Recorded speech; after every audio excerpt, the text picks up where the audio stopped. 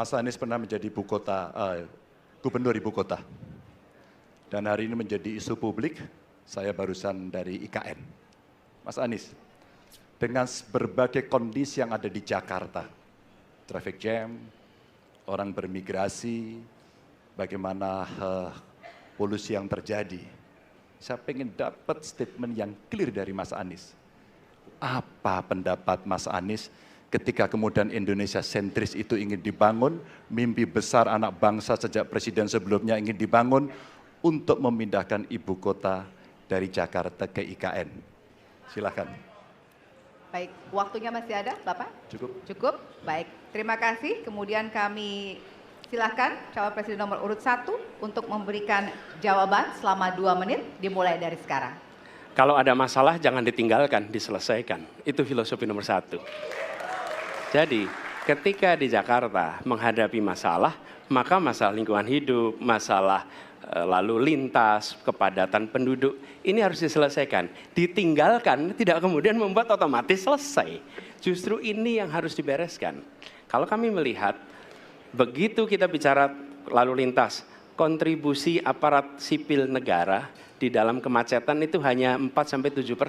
Jadi nggak akan mengurangi kemacetan di sini. Yang kedua, soal lingkungan hidup. Kalau yang pindah itu pemerintah, bisnis, keluarga masih tetap di sini, masih tetap ada masalah. Karena itu kami berpandangan, masalah yang di Jakarta harus diselesaikan dengan transportasi umum yang dibangun.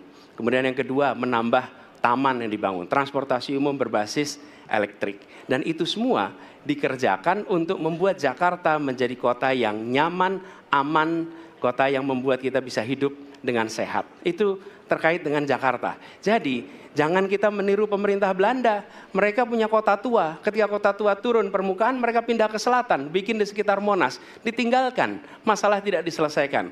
Kita harus menghadapi masalah dengan menyelesaikan. Lalu yang kedua, terkait dengan IKN.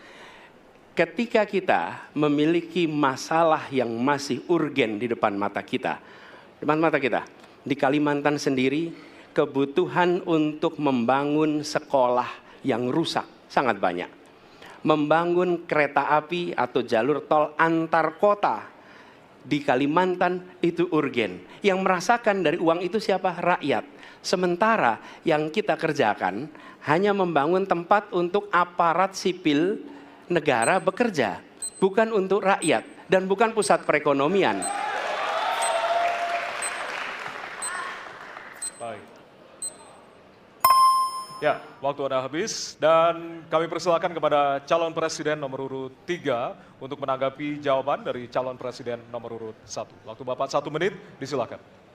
Apakah boleh saya simpulkan kalau begitu, Mas Anies dalam posisi yang oposisi terhadap beberapa kebijakan termasuk IKN, menolak IKN dilanjutkan. Terima kasih.